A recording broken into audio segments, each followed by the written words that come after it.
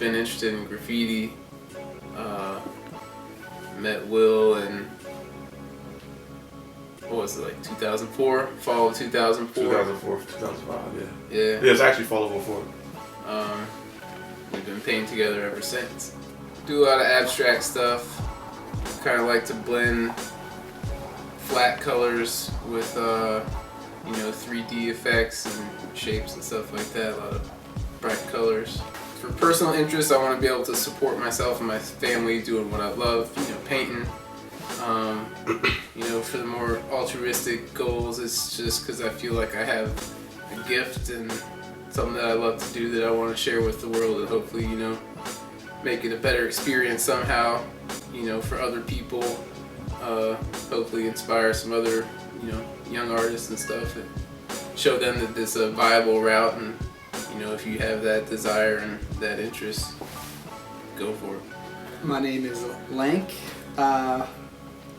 mostly because I am a tall and thin person. For the most part, I don't really write anything, considering I do mostly, stencil work.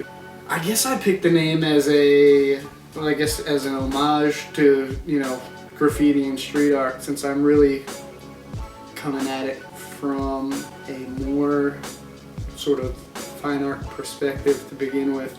Stencils to me are more of a printmaking process. That's sort of where I came from, in education. And my goal is to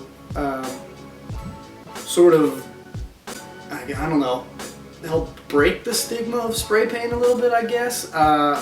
It's as far as I'm concerned, it's just another medium to work with. It shouldn't really have, negative connotations. You can do, whatever with it. I would love to. I teach I teach drawing and design at a Mercer County Community College. I would love for it to reach a point where there are spray paint is part of the curriculum, or a welcome addition to an art and design school, and not something the hooligans do. I write Luv One. Doing it 07? But I've been doing art all my life. Kind of got into working on the streets later in life. I was kind of a frustrated artist, really. I tried to be a fine artist for a while. Before that, I did commercial art, illustration, graphic design. Not really good at sitting in cubicles, sitting still. Same thing with the fine art. I don't really like being all confined. What going on the street really brings is active kind of, it's a physical thing. It turned art into a sport, really. All right, so I know this guy, Will Kasso. He's like, I got a wall we could do. I'm like, all right, yeah, I'd like to do that shit. And he's like, it's not legal. I'm like, okay. So, we went out and we just took a basically 2-block wall, prime spot right off a bridge in Trenton, broad daylight. It rained on us 5 hours later. Shit started. I don't know.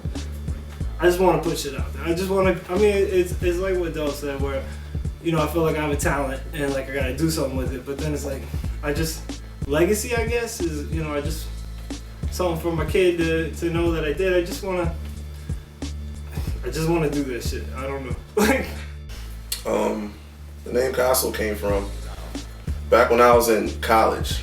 The clique I ran with, we kind of made up our own fraternity because we were anti-fraternity, and we called ourselves Chill Fi Chill.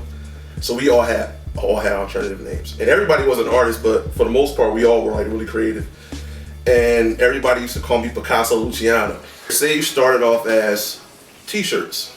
During the time I was Soul Mesquite Originals, and me and a friend of mine started S.A.G.E Collection, which was basically a rebuttal against everything Mesquite Originals was doing. Everything was kind of geared in towards hip hop, but a little bit twisted. I remember I made Rest in Peace Jay-Z t-shirts, and everybody thought he was dead, but this was during the time he retired, and I sold quite a few of those. I went from t-shirts to doing jackets for rappers. And then S.A.G.E Collective started in July of 08. And that's when me and Luv One took our first wall together. And from there, it just snowballed. It was just me and him. and we were going out at least like once a month, taking a different abandoned building. But instead of with the intent on just being knuckleheads, it was a purpose behind it. It was the intent on starting something like, okay, we can use this to change the perception of what graffiti is instead of just being looked at as two knuckleheads. We called it conscious graffiti. You know, it was like everything was doing had a message behind it, an important message. As much as you can use this art form to destroy, you can also use it to rebuild. And Trenton has always been a pretty impoverished area. And me being born and raised from there, I was like, it'd be too easy for me to go out here and destroy it. Why not taking our talents and go out here and try to do something for positive change? Mr. Green. Mr. Green. Mr. Green.